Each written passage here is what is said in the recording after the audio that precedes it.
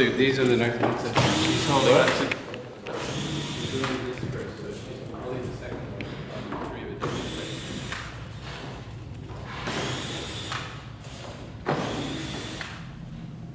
Dans la suite des stratégies appropriationnistes, Anne Collier photographie la photographie.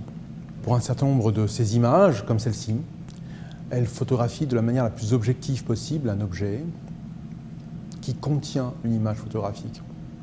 En l'occurrence, ici, un agenda édité par le Museum of Modern Art de New York, et qui est donc daté, ouvert à la page d'une semaine, qui débute par le lundi 23 octobre, jour des vétérans, qui donne son titre à l'image.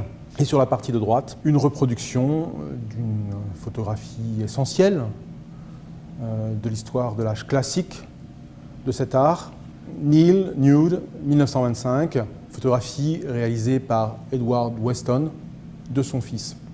C'est donc un objet qui contient une photographie reproduite, qui est à son tour photographié de la manière la plus descriptive, plate qui soit, avec cette grande marge blanche de son support qui l'entoure. Les questions soulevées par Anne Collier sont notamment celles du genre et du pouvoir. Elle photographie notamment beaucoup des photographies de corps nus, et notamment féminins, en interrogeant de manière critique l'expansion de la pulsion scopique qui a été autorisée dans la genre masculine par la représentation du corps féminin à travers toute l'histoire de ce médium, bien au-delà de l'art. Ici, en l'occurrence, il s'agit d'un jeune enfant, entre l'enfance et l'adolescence, un torse qui se réfère au grand art de la sculpture. Et cette image est interrogée dans sa persistance, dans sa capacité à exister encore, quand bien même sous l'apparence d'une reproduction et non pas d'un tirage original. Une image dans l'image, que véhicule-t-elle? Quelle idée du chef-d'œuvre originel peut-elle encore transmettre? Ce sont toutes ces questions qui sont soulevées et traitées par Anne Collier, qui, dans cette froideur de la représentation, nous amène à apporter des réponses, plutôt qu'elle nous donne elle-même ses conclusions.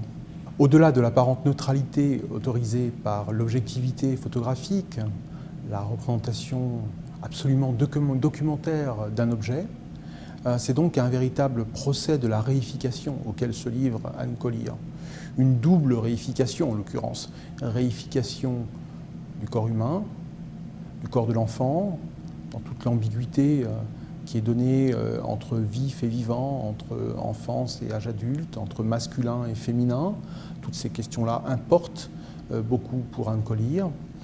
Et puis réification de tirage originel de l'œuvre qui existe bien plus logiquement dans les pages d'un livre ou au cimès d'un musée.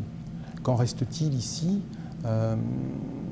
Ce tirage, dont nous n'avons ici qu'une reproduction de reproduction, a-t-il encore toute sa puissance moderniste, malgré la pollution visuelle, si l'on peut dire, du graphisme qui le jouxte dans l'objet où le chef-d'œuvre ne sert plus que d'illustration, il vient enjoliver un objet du quotidien, et donc il y a une absolue inversion de la hiérarchie communément admise entre high and low culture, où le chef-d'œuvre vient n'être qu'un adjuvant d'un objet populaire inscrit dans le quotidien.